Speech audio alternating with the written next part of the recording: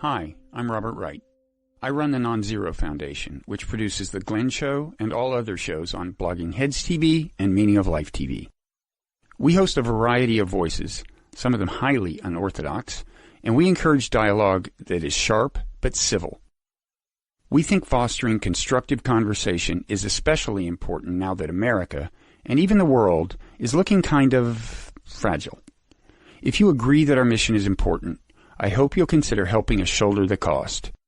You can do that by becoming one of our cherished patrons at patreon.com/nonzero foundation. That's NONZEROFOUNDATION. Thanks. We need your help, and we deeply appreciate it. Hello, Peter Arcidiacono. You're back. How you doing, man? I'm doing well. Good to see you again. This is Glenn Loury, The Glenn Show at bloggingheads.tv, which is sponsored by the Watson Institute for Public and International Affairs at Brown University, where I'm a professor of economics at Brown. I'm with Peter Arcidiacono, who is a professor of economics at Duke. This is part two of Peter's appearance here on The Glenn Show. We recorded just last week. It was posted a conversation about the affirmative action lawsuit that involves Students for Fair Admissions, which represents Asian students suing Harvard University for discrimination in admissions. Everybody has heard about this lawsuit. Peter served as an expert witness on behalf of the Asian students in that lawsuit, which is now on appeal, and his arguments are being heard in the appellate court even as we speak about that lawsuit. We talked about that in the last edition of The Glenn Show that Peter was a guest on, but we're back because, let me see if I can show everybody why we're back at some level. Okay, I'm going to try to do this. I'm going to try to share my screen so that you guys can see this political cartoon, which is now about 5 years old. But it depicts some members of the United States Supreme Court hearing oral arguments in an affirmative action case, the Fisher case out of the University of Texas, if I'm not mistaken. And Justice Scalia is shown there in Klansman's robes, as you can see. And Justice Sotomayor is commenting, I see Justice Scalia has a new robe, okay? He has a new robe. He's a Klansman. Now, why? Why is this cartoon being, Justice Thomas is shown asleep at the switch. Why is this cartoon appearing? Because the court is hearing arguments in an affirmative action case. And Justice Scalia has asked the attorneys representing the University of Texas, which is defending affirmative action, about whether or not African-American students might not be better off if they went to less demanding institutions for higher education. Now, that's a controversial issue because he's basing his question on implications of something that's called the mismatch theory, which applies in affirmative action, namely that sometimes kids who benefit from affirmative action may be mismatched, may be put at a school where they don't prosper, but if they had been at a less academically demanding environment, they might have done better. This is the theory. Not saying it's right or wrong, just saying Scalia is asking about it. The fact that he asked leads a cartoonist to depict him as a Klansman. This is the environment that we live in, the political environment where the affirmative action issue is being debated. And Peter is right on the front lines in this environment because he's a researcher whose scholarly work touches on these questions, and he tries to bring facts to bear in answering these questions, and he's sometimes catches a lot of flack for doing so. Now, I don't want to speak for him. I'm just introducing the conversation. I don't think he would portray himself as a martyr, but he does have some interesting things to say about how do you react to that cartoon, and will you try to explain to people a little bit about what the mismatch theory is all about and why it's important and what the evidence is and whatnot. Like, let's have a conversation about that. Yeah, and I think you have to lead sort of with that we're on the same page, and that I want Black students to succeed. I want them to succeed. And I'm interested in that occurring. I think a lot of people perceive this stuff as it's all a front. You know, what you're really interested in doing is you're trying to hold Black people down. And, you know, I reject that. I think we mentioned a little bit that my faith is important to me, and that plays a role here. That I know I mess up all the time, and we're all in the same boat. Every person has dignity, period, and I want that affirmed. And I think that's something I've been thinking quite a bit about, is that for a long time that's not how Blacks were treated. And so why should you believe me now? But I want to lay that out there, that I'm interested in the success of all groups. And so when I'm talking about the mismatch hypothesis, I want to evaluate what works and what doesn't work. And we could just say, do the virtue signaling game.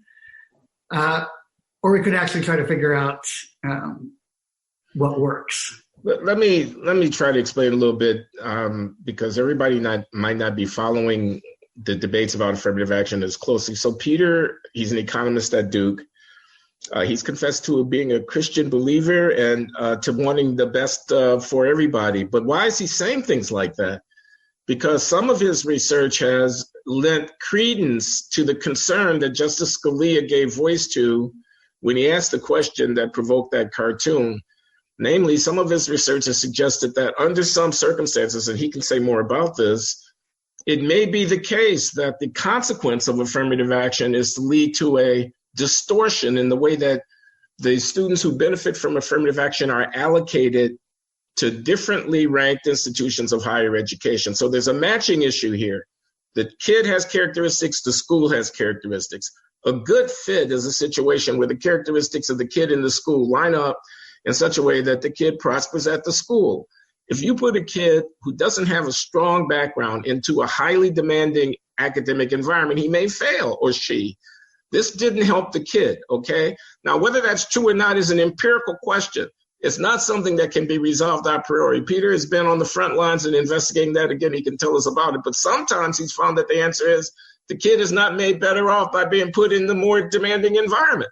When he finds that people have been led to react, see there, you're against Black people getting ahead in life. You're trying to kill affirmative action. You don't want social justice. And again, Peter can speak for himself, but I believe he just said, well, wait a minute. Social justice depends first on understanding the facts. You can't do any kind of justice if you don't know what's actually true about the world. That's all he's trying to do. Did I do a good job defending you, Peter? Beautiful. And I think, it's really why economics is a dismal science to some extent, right? That fundamentally it rains on the parade of very good intentioned policies by showing, what may actually happen. And I hope that we continue to be the dismal science in that regard and not cave on pursuing the truth.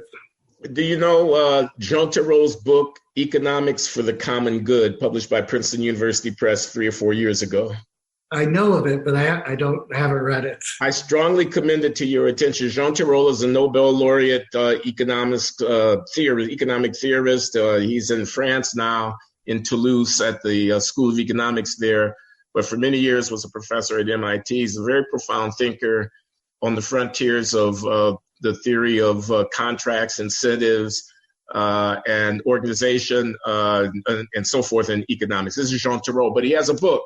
And I don't mean to take the time away from affirmative action, but I just want people to understand this point. His book is called Economics for the Common Good, and it's a wonderful excursion across a wide range of different policy areas where economics could be applied. But he starts with foundational issues. And one of the issues is why do people hate economists? Why are economists, called the practitioners of the dismal science? And his point is that often the answers, which are answers about the world, are unpleasant to receive. And economists are the people who deliver them. And so you're blaming the messenger. If I tell you that something costs a lot, and if you pursue it, you will have to give up something else, and you can't have everything that you want, and that's just the way it is, you're going to make me into the bad guy, okay? Yeah. So affirmative action is a policy. It's out there. It's got a lot of different aspects to it, and it has a lot of different consequences in different circumstances. And whether or not it's achieving the goals that it is set out to achieve is an empirical question to which the answer will sometimes be no. Right. Yeah, so why don't we talk a little bit? Yeah, go ahead. And I think it really depends on how the program is constructed. Because typically, you want your kids to go to a school that's a little bit better than where they're at. So if when we think about mismatch, there has to be nuance in that. If we just had an affirmative action program where the bump was small, I don't think there'd be much of a scope for mismatch. It's when things might get much larger, then you have an issue. But even then, my view on this is a lot of that could be resolved if information was provided to the student. Because at the end of the day, as economists, we're sort of rational choice folks. All that affirmative action does is it expands the number of schools that you could potentially attend. So typically expanding the choice set is always a good thing. So to me, the bar for mismatch in a sort of a utility sense is actually incredibly high. But universities could do a lot to resolve the mismatch issue. Okay, we're going to come back and give people who don't follow it closely a greater specificity about what we mean by mismatch and what the evidence says. But I want to underscore a couple of things. Small bump, less of a problem. This is so very important. Affirmative action is not either or not at all. It is quantitative as well as qualitative. How much you do actually matters. The marginal cost curve rises, and sometimes it rises very steeply. If you set a goal, say with no affirmative action, the Black student presence would be 4%, and you set a goal of 6%, that's one thing. 8%, that's something else. 12%, that's an entirely different world. So the size of the bump matters, and we should be thinking about the cost on the margin. I'm sorry to sound like an economist, but this really is the right way to think about it. You should be thinking about where you want to set the target and what it costs you to make that target a little bit more strenuous. And it may be that targets are set too high at many places, and that much of the problem with affirmative action is a problem with trying to be too intense in the effort rather than doing the effort or not doing it at all. So that was one point that I wanted to make. The other point here, which is really absolutely critical for the mismatch question, is if kids know what the relative alternatives are, they'll sort themselves out so that the ones who would actually be badly hurt by the mismatch will avoid going there in the first place. If they know what they're getting themselves into, they'll make the decision. What am I saying? I'm saying you could go to Yale or Caltech. Caltech doesn't do much affirmative action. Or you could go to the University of Illinois or the University of Indiana. And I'm saying there's nothing wrong with the University of Illinois, and there's nothing wrong with the University of Indiana, but it may be that Yale and Caltech are more demanding for certain kinds of students. And it may be that when those students end up getting admitted under affirmative action, they drop out or don't complete the college career in the way that would be most satisfactory to them.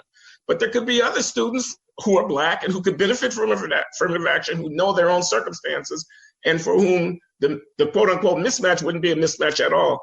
As long as the kids know what they're getting themselves into, they can mitigate whatever the ill effects might have been from a mismatch thing. And I just want to underscore those 2 points because I think they're very important.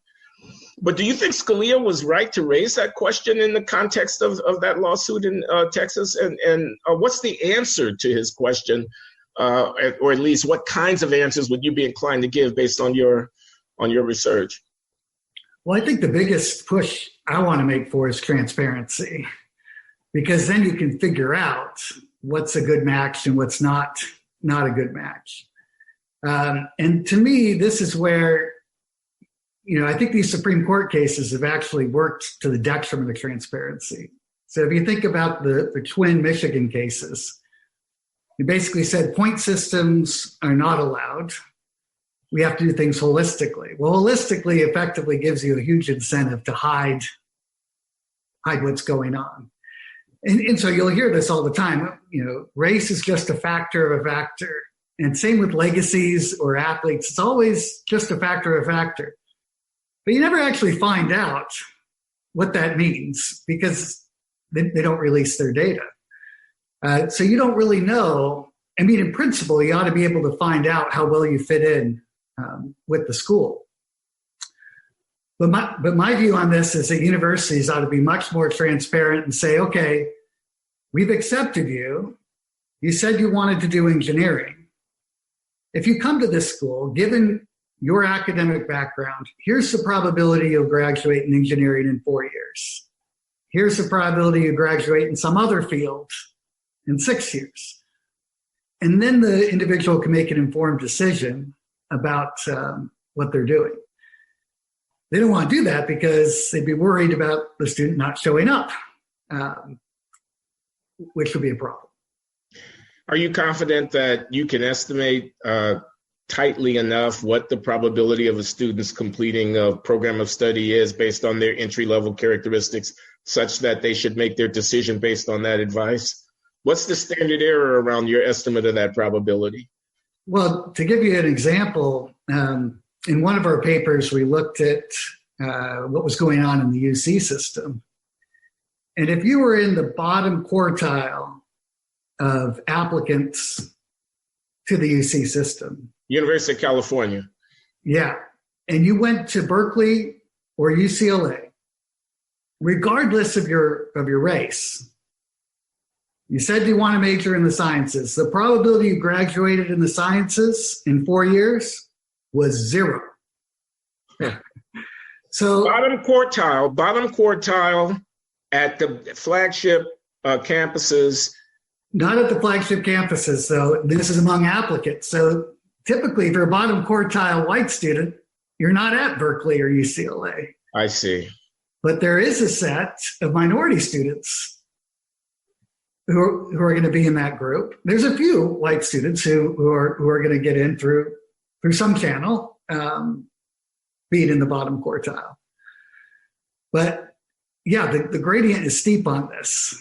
I think we talked last time about how at Duke, for Black males, they were switching out at a rate well over 50%, where for white males it was 8%, and that is accounted for by these differences. We put too much weight on STEM here. So what if they switch out? They switch out and they get a degree in sociology. Nothing wrong with that. It's still a degree from Duke or from the University of California, Berkeley.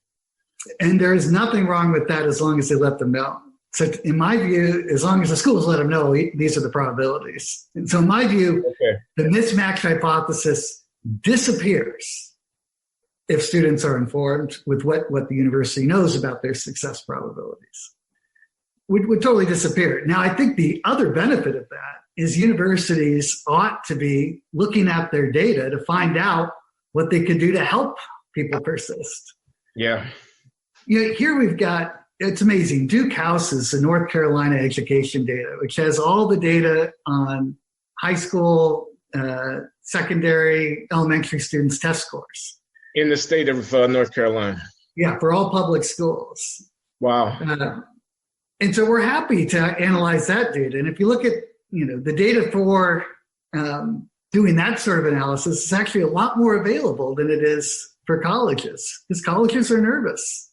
They want to make sure that they're not going to get sued or not going to look bad to the detriment, of the students. I think we could identify very quickly, because the other response says you could just give the information. But the other thing is you could say, look, this person wants to do engineering. We need to help them get ready for that rather than saying, he'll be fine. And when he switches to sociology, we know he's going to switch, but he'll be fine without letting the student know. Okay, so you're a nice guy and you're not going to say this. Let me say it. There's a certain amount of fraudulence going on here in which both the public and the consumers, in this case, the public are the voter who might vote against or for affirmative action or whatever. And the consumers are the kids who are going to college are being baited and switched. I mean, they're being defrauded. The university is interested in its brand, which is enhanced by its advocacy and its demonstration of diversity. They're less concerned about the consequences of what they do, either for the long-term well-being of the kids or for a kind of honest conversation with society about what's going on. To wit, I give an example. Amy Wax, professor of law at University of Pennsylvania, said on my podcast a couple of years ago that the Black students in her first year law class weren't doing that well, that they tended to lag behind, and she thought it was because of affirmative action. She was excoriated for saying so, but never did anybody tell me what the actual scores of the Black kids were in the class or how much affirmative action was being used in the admissions process. They just blew smoke. They just said, no, nothing to see here. She's a racist. They just blew smoke. How much affirmative action is actually going on? You said that the holistic, this was the Grutter and Gratz cases, the one where Sandra Day O'Connor said, we hope in 25 years we won't have to be doing this. University of Michigan, I don't know, 2003, something like that, landmark affirmative action cases. And they said, no, you can't just give points to the kid because they're Black, but you can have a holistic, you can just kind of, don't have a separate thing where if you're Black, you get in with this or that, but you have a holistic. That's as you say, an invitation to what? The personal appeal score? What do you call personality index or whatever it is at Harvard? Personal rating. Yeah. That is to say, it's an invitation to blow smoke. It's an invitation to obfuscate, to sow confusion, to introduce essentially irrelevant factors into this decision-making process, which you can then manipulate to produce the outcome that you want. So there's a kind of fraudulence here, and you could push this point further if you wanted to. There's a kind of lie that's built into the whole process. But like I say, that's something you would never say because you're too nice a guy. I'd come close to saying it. But yeah, we take that personal rating. You'd like to know, does that predict anything? I guess economists were always about the numbers, and so maybe that's why they would say that's not the point. But it ought to matter for something. Otherwise, why are you doing it? Okay, well, suppose, again, I should explain. Peter in the Harvard affirmative action case, and he's up against the other side, and the other side say, we're not discriminating against the Asians. And they say, see, they just scored. We have a holistic assessment of the applicant. It's not just their academics, it's also their personality and their athletic skills. The Asians lag behind on personality, but it's a subjective measure what the personality actually is. So the question is, what's the validity of the measure? How would you know? Well, presumably you'd want to track these students over time. You want to see how it correlates with their grades. You want to see also what it means for their later life success and whatnot. And to the extent that the personality measure as assessed by Harvard's admissions process correlated with other objective outcomes that we would value, you might give them a little bit more leeway to make use of it. To the extent that it didn't, you would see it for what it might actually be, which is a screen for it being able to discriminate against the Asians. In favor of legacies, and you can use these ratings to put in whatever preferences that you like. I mean, to me, one of the amazing things was how well white legacies did on the athletic rating. They did better than any other group. And you taking into account the selectivity, maybe they only apply because the legacies value athletics. Families, I played lacrosse, I rode crew, I was on the sailing team back in my day, back in the 80s, so now my son I want him to, and I'm a legacy, and my kid is, and they start at the age of 10 in the prep school, they start into these very specialized sports. So it's a kind of, It's a huge advantage, there was no way I could ever make the soccer team. My kids played on the soccer team because they go to a small private school. That was not going to happen for me going to a public school, but they don't cut anybody at the private school my kids go to. Now, you mentioned that universities are not all that open with giving out data. Recently, a study has appeared. It was reported in the New York Times out of UC Berkeley, a graduate student out there named Beamer. I think he might be working with CARD.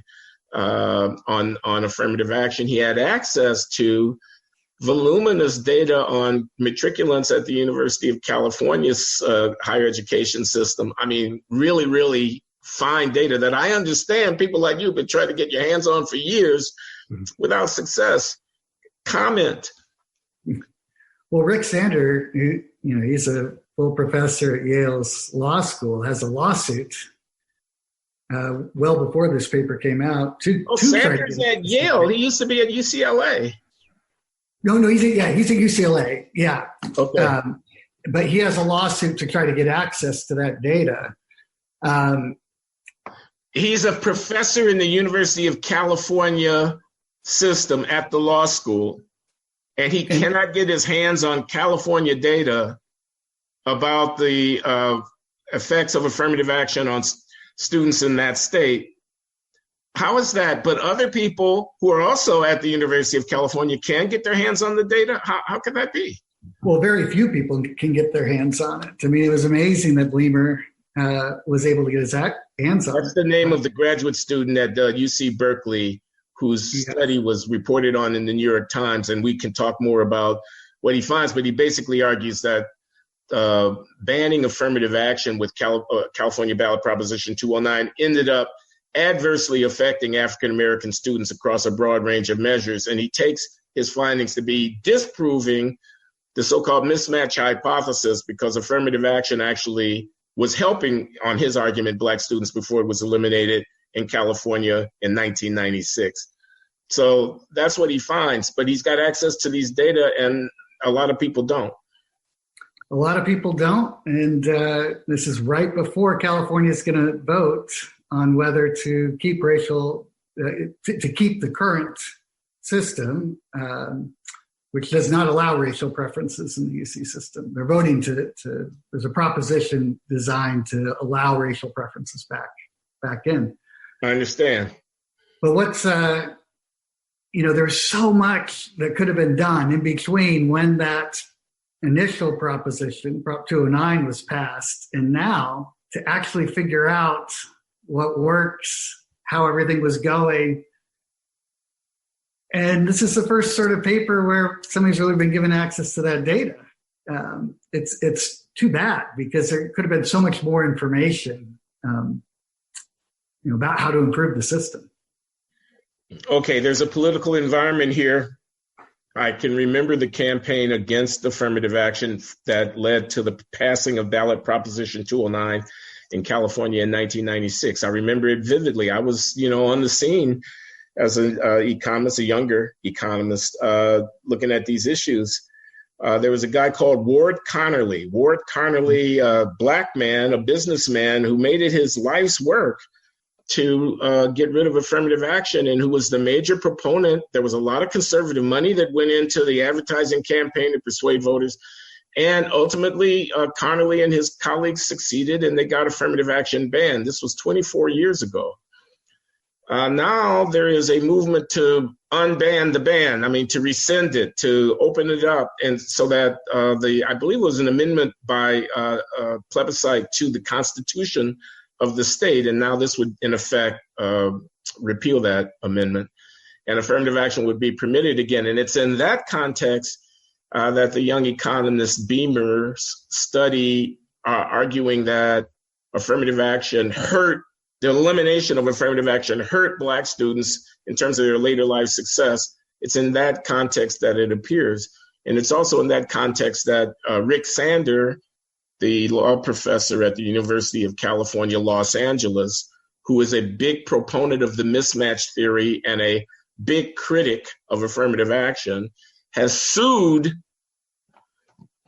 the UC system or the state to release data that he wants to be able to examine, presumably on behalf of his position, which would be to sustain the ban on affirmative action in the state of California.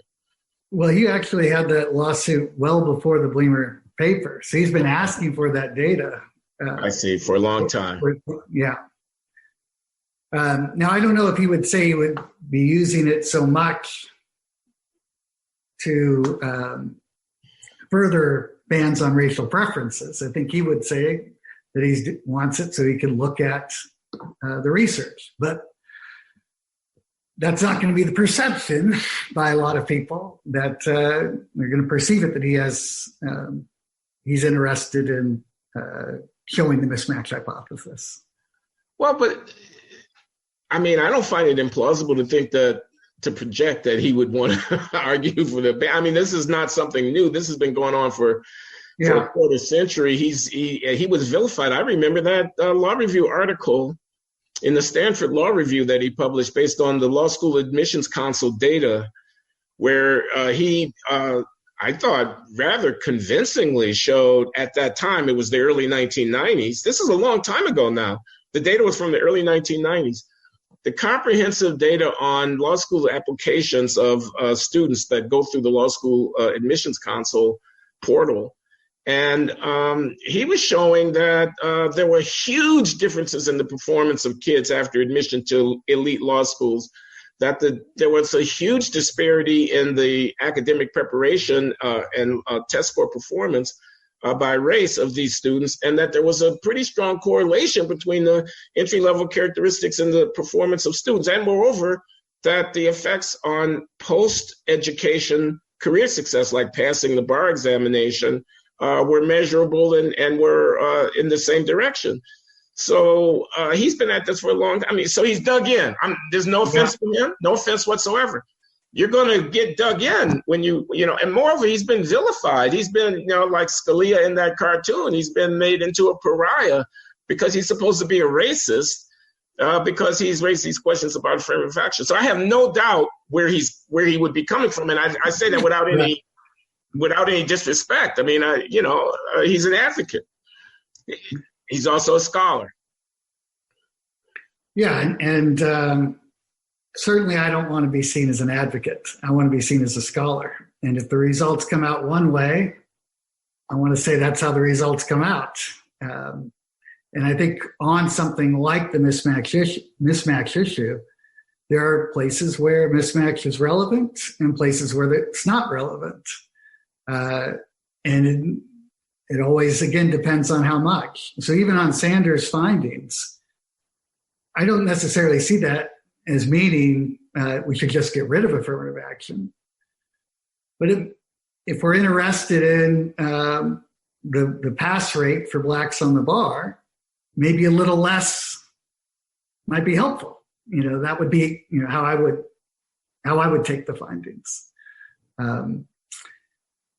I think a little bit of affirmative action almost has to be helpful from that perspective. Now, there are other reasons why you could be against affirmative action, but not from the mismatch hypothesis perspective.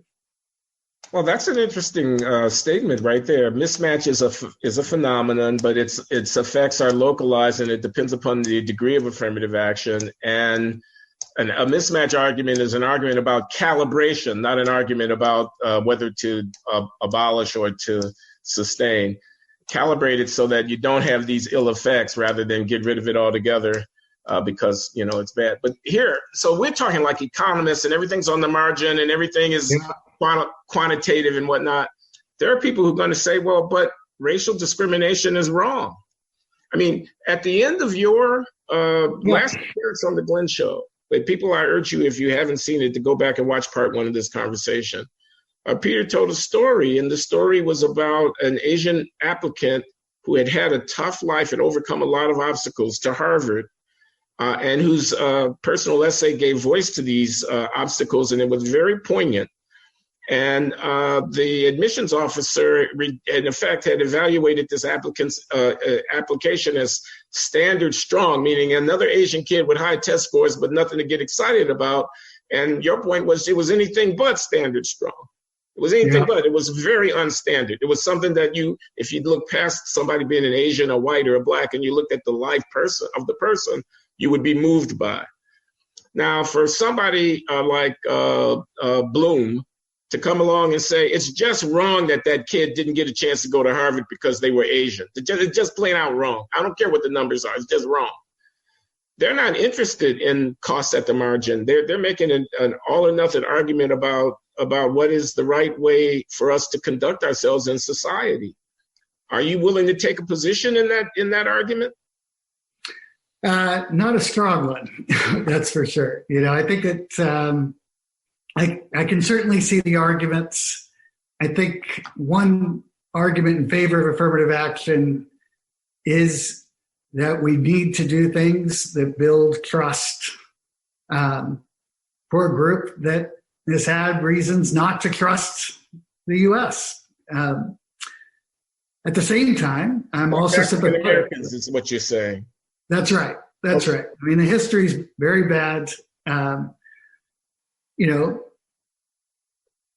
I think I mentioned, my favorite book is The Hiding Place. And The Hiding Place is about these sisters who get thrown into a concentration camp for helping the Jews.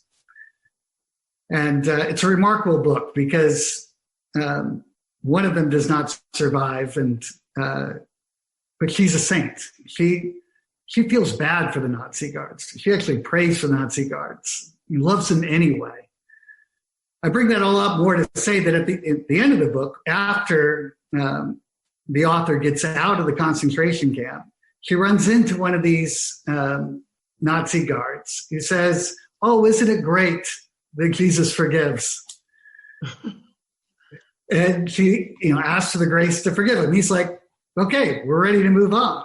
And I think that's, I think that for a lot of people, they might have the view of we're ready to move on. But the history is such that there's been a broken trust. And so we do need to figure out ways to repair that trust. I'm not sure that affirmative action is the right way to do that. I think, we need to be doing things to invest in communities. We've got to change the relationship between the police and these communities so that trust is rebuilt.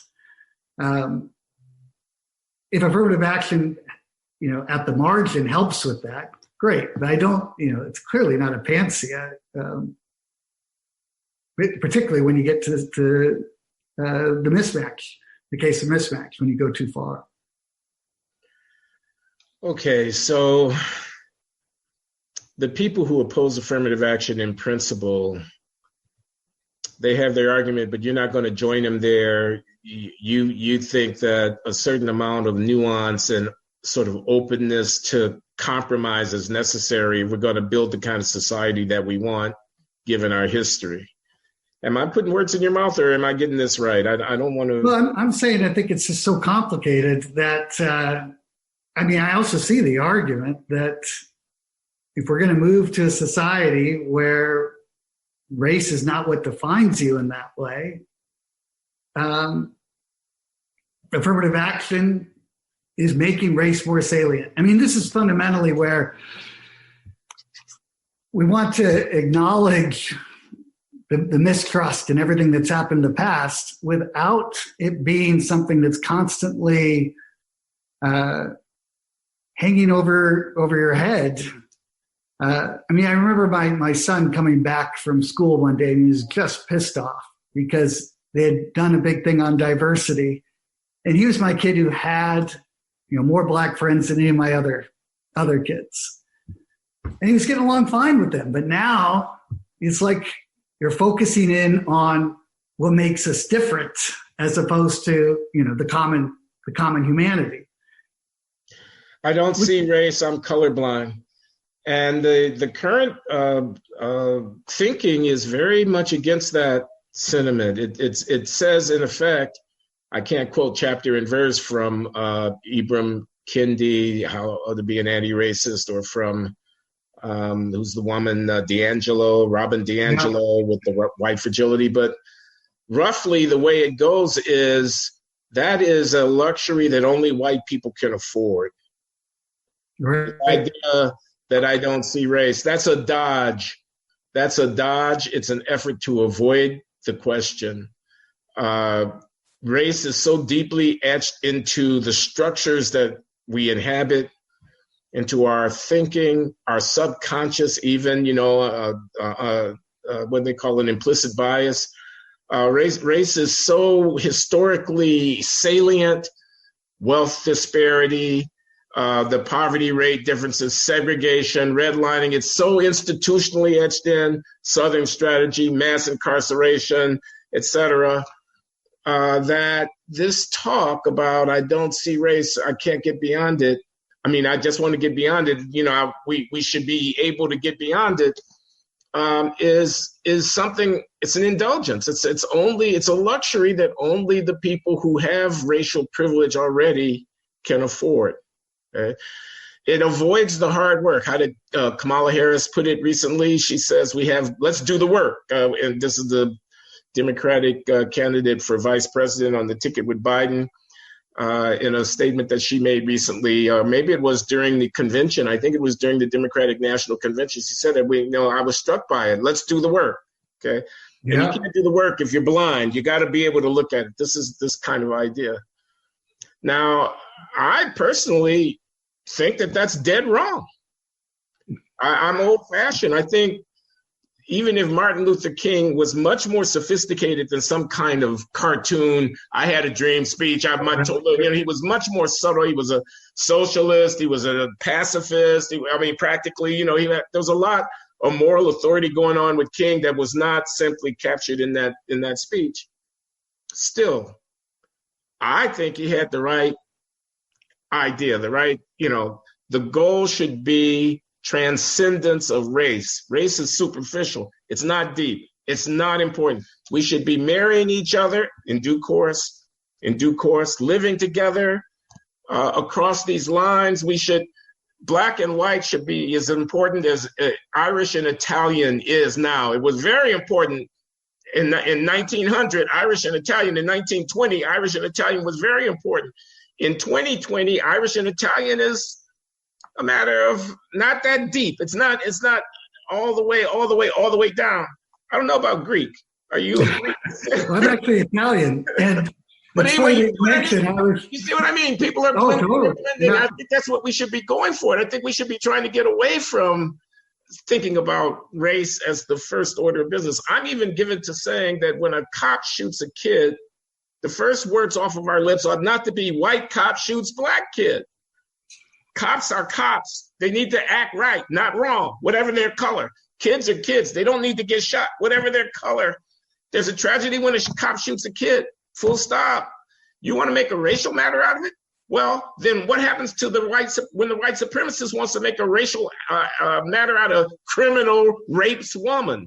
Criminal was black, woman was white. That happens sometimes in the United States of America. Yeah. I never want to pick up my newspaper and read black criminal rapes white woman. That's the worst thing in the world. So to me, those are two sides of the same coin. And I think that equality depends at some deep level upon affirming color blindness as the right moral standard. I really do, but I can't prove it. It's just my instinct. Thanks for indulging me. I know that was a long speech. Well, it's interesting you brought up the Irish and Italians because my grandfather committed the cardinal sin. He was Italian, eloped with an Irish woman. There's a debate about whether she was 14 or 15 at the time, but that was really bad at that time to go off marrying an Irish woman. But to what you said, that doesn't mean we can shoot that colorblind ideal, but that doesn't mean we don't do anything. So another part of the Harvard case was race-neutral alternatives. Okay. And so we're trying to figure out ways of acknowledging the history, but do it in a way where we're not going to be making race as salient in the interaction. Now, I have to say here, because, I have a previous life, and in my previous life, I was very pro-affirmative action. I worked with William Bowen at the Mellon Foundation on some initiatives. I had a little research center at Boston University where I advocated certain things. And one of the things we did, we put in a brief in the Gratz and Greta cases, University of Michigan cases, saying that colorblind affirmative action was certainly feasible, but it was very inefficient relative to targeted affirmative action, because targeted affirmative action, well, you take the best of the kids in the group that you're trying to advance, and you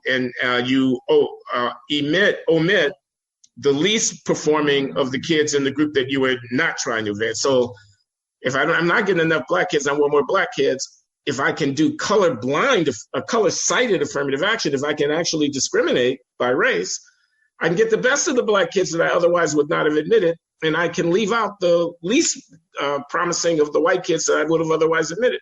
But if you force me to be colorblind, by doing Well, something that applies yeah. universally, I'm not going to be able to realize those efficiencies. And if your goal is sufficiently ambitious and you're colorblind, it's very, very inefficient relative to the targeted affirmative action. So I had to say that.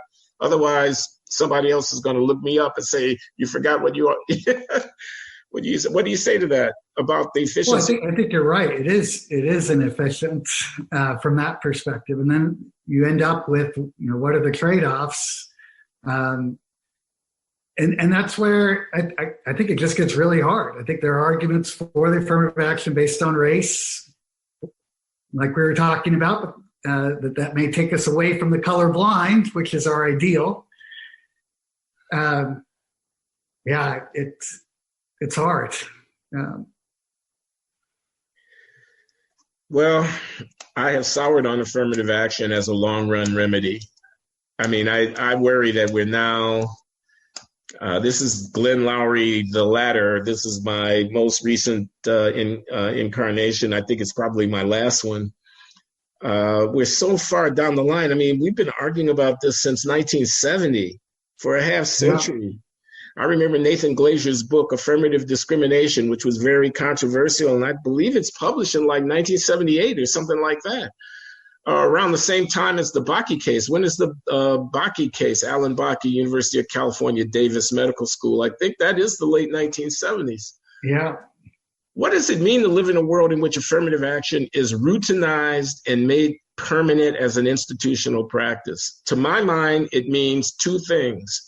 One of them is that Black people can never have real, full, solid equality because we've been now typed permanently as a group that requires special treatment in order to be able to find inclusion in selective venues. And I think that's not equality. So that's one point. Any affirmative action vision over a dynamic period that does not entail it eventually going away cannot produce a steady state of equal standing and dignity between the racial groups. I assert that as a theorem, in effect, because what you're doing is you're basically conceding the condition of African-American underperformance. You can do that for a period of time given history, but you can't do it forever and expect to get equality. That's my proposition. But the other thing that I worry about is devaluation of standards, because if you make permanent using different criteria of admission, and if the criteria of admission correlate with post-admission performance, then you've made permanent a racial disparity in post-admissions performance. But if that's intolerable, the tendency will be to flatten and minimize the differentiations that you're using. For example, the tendency will be to get rid of standardized tests and admissions. Oh, yeah. The tendency will be to inflate grades or not do honors or not have other kinds of things if they're going to reflect in racial disparity, something like that. So I don't like the vision for society which relies on affirmative action as a permanent institutionalized practice. I think it's inconsistent with racial equality. Yeah, and I think even if they did some of the things they suggested on the transparency front, it may actually push them to then change how they're doing their standards so that in a way that we might not like. You want to flesh that idea out? I mean, be a little bit more concrete. What are you saying? Well, if you had to tell students, look, given your characteristics, you have no chance of graduating in engineering in 4 years, then maybe you change what you're doing in engineering so that that's not the case. Meaning we water down the curriculum so that knowing differential equations or whatever is no longer as critical to being able to get an engineering degree, since that's the site where the racial difference would express itself most strongly. The mathematical preparation. Yeah. But I think that I mean, I think it really does come down to this transparency issue. And you start on affirmative action in part because universities have done nothing to really look at what helps people succeed at their schools. And, that to me, they have a moral mandate to do so. I would just like to lay that out there. Any school that wants me to look at their data and help them figure out what would lead to better persistence in STEM fields, I'll sign the confidentiality agreement. So I won't be telling how bad you were doing there. I will do it for free because I want to see the people persist in the sciences. And I think you could fix this quite easily. You could easily identify, look, if you're coming to this school without calculus and you said you want to do engineering, chances are it's not going to work out. Well, let's set something up so that we fix that the summer before you get here. That doesn't have to be race-based. It could be, anyone who's not coming in without calculus before they get here. Universities have scholars. You have the best people to work on that issue of figuring out what would lead to success, and there's no interest.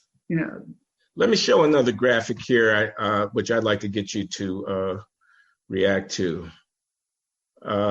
This is showing the National Assessment of Educational Progress test scores. It's a little bit dated, 2005. These are 12th grade students, and this is mathematics achievement level. Dark blue means below basic, okay? Yeah. White means advanced, broken down by race. These are high school students. It's a random sample of American high school students in 2005 mathematics proficiency. 70% of African Americans below basic on this national assessment of educational progress, and essentially an insignificant number who are at advanced the test performance on this national exam. And you can see what you can see there for whites, for Asians, for Hispanics, and so on. And the question that I want to ask is, how could you ever expect in demanding technical fields like law and medicine, like engineering, like the sciences, or like economics for that matter, that you have anything close to a proportionate representation by race of students? Now, maybe you can get it at one university because they can recruit and hoard the students, but across the spectrum of university, anything close to proportionate representation, if you don't do something about the basic preparation of students who are feeding into this population. So doesn't this all kind of roll back to totally. To K through 12 and, And so that would actually be one of my primary beefs with the affirmative action, would be that it's a Band-Aid that's covering up a festering wound, which is the massive inequality that's happened before they get to college. That way we can have our college campus look like the Benetton catalog, but at the end of the day, we haven't addressed the real issues that are happening earlier on. And there is stuff that you could do. The No Excuses charters seem to be very successful. There's stuff you could do to really change these gaps. Have you seen this paper of Roland Fryer's? I think it's in the Journal of Political Economy, on his experiments in Houston, implementing in public schools a no excuses charter type format, curriculum, tutoring, longer school day, longer school year, very selective on the teachers and so forth, high expectations. And he shows like a half standard deviation move in the, he's got random assignment of kids to treatment and control schools. And he shows like a half standard deviation move in the Black kids' test scores over a 2-year period for the treatment group relative to the control group, just by changing the way that the school is organized and run. This is not definitive, but it's certainly suggestive. It's of that interventions well designed in the character of public education could make a big difference in the educational outcomes. And where do you ever see half standard deviation changes? I mean, that is That's huge. Just to put it in perspective, the mean difference in test scores on cognitive ability-like tests are typically between black and white, typically going a matter of 1.0 standard deviation. So this is closing half the racial gap in a 2-year period by changing the school. Don't want to go too far. This is just one piece of data, but it's very suggestive of the potentiality there. Yeah. All right, Peter. You got something else you want to say about affirmative action or about life? Because I want to bring us to a close relatively soon. Yeah, so I just want to make one comment about the nuance associated with affirmative action, because I actually think that the Bleemer paper does show mismatch. And you can see it a bit, he doesn't find any earnings effects for black students. So basically, you get rid of affirmative action, and the black earnings didn't change. Hispanic earnings went down. Why is that relevant? Well, affirmative action, at least at the schools I've seen, is typically about twice as aggressive for Hispanic students as it is for black students. So it's a little bit like a Laffer curve. If you go too far, then you stop seeing the benefits. If you'd had affirmative action for blacks at the level that it was for Hispanics, then when you get rid of affirmative action, you would have seen black earnings fall. But they stayed the same. So it effectively, affirmative action is just leading to a wash for black students. That to me actually illustrates mismatch. If you'd done slightly less aggressive affirmative action, you would have seen black students having higher earnings as a result of the racial preferences. And what's the mechanism through which affirmative action is having an effect on the wages of the sort that you just described? Well, I think that there's a few channels. Part of it is affecting whether you graduate in STEM, even whether, in this case, whether you're working in California, because he only has the wage data if you're in California, and college quality. So, you're going to get a kick for graduating from Berkeley, conditional on graduating and conditional on your major. Okay. Less aggressive affirmative action would have led to the elimination of affirmative action causing a drop in wages, but in fact it didn't, and that suggests that affirmative action has gone past the point at which it would be optimal. From an earnings perspective, yes.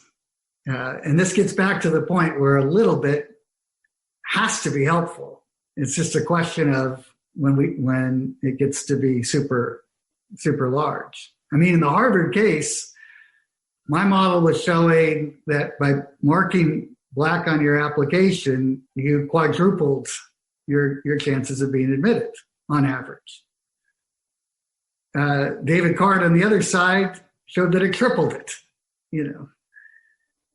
Those differences, that's not where the argument is, right? Oh, well, it's okay to do 3.5, but not 4. That's not, we're both showing substantial effects. Where's the right answer? I don't know, but we at least have to know, how much, and then study to see, try to figure out what the optimal amount would be, conditional on having the policies in the first place. Yeah, something tells me the political debate won't withstand that kind of fine degree of calibration. And if Brown or Yale or anybody were to announce, we're going to admit fewer African-American students next year than we did this year, but the reason why is, and then they were to give the explanation that you just gave, the effects on the margin will on net be beneficial to the students whom we do admit. That would just not fly. People would say that that's an excuse for turning back the clock. So it may be that we're stuck on a glide path here that makes the kind of insight that you bring to the conversation, unfortunately, not all that relevant.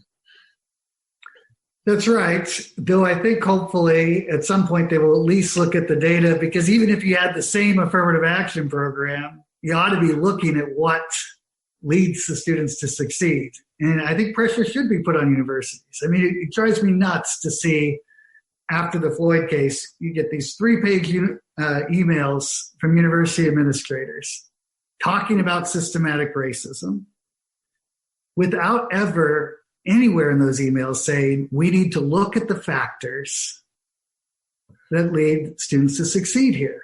We've got the data. We've got amazing data. All you have to do is put it to use to try to see what would fix the problem. And you might not be able to fix it all the way because of the vast differences in what happens before college. But you can sure do a lot better than not even looking at the data. That's what I would love to come out of this, is that universities, instead of, I mean, back when the protest happened over my paper, what was the conclusion of that? Well, the Black Student Association got some more money for some more diversity events. That didn't solve the problem. And the university never, it's the same thing about with Amy Wax. They never said I was wrong. They said, oh, maybe the data's dated, but they didn't show what the recent. Just to remind people, he was finding that Black students were dropping out of STEM majors at a vastly higher rate than white students were, but that was because they were being admitted with lower scores in the on the test that showed their aptitude for quantitative work.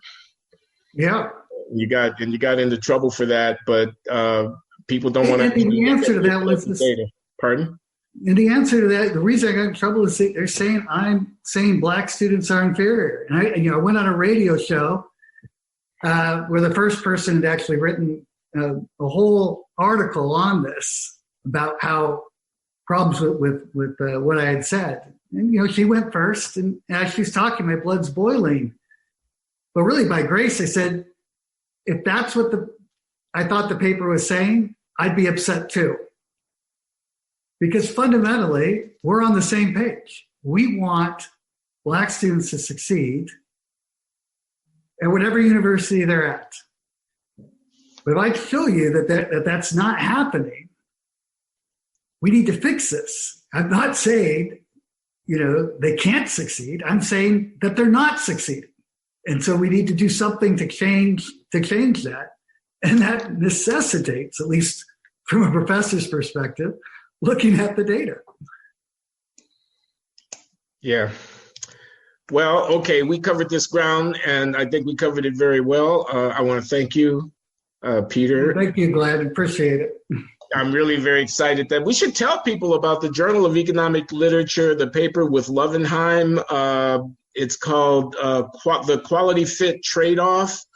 And it is a comprehensive assessment of the empirical literature on the questions that we have been talking about here in terms of how affirmative action plays out in matching kids to colleges and promoting their success or not doing so.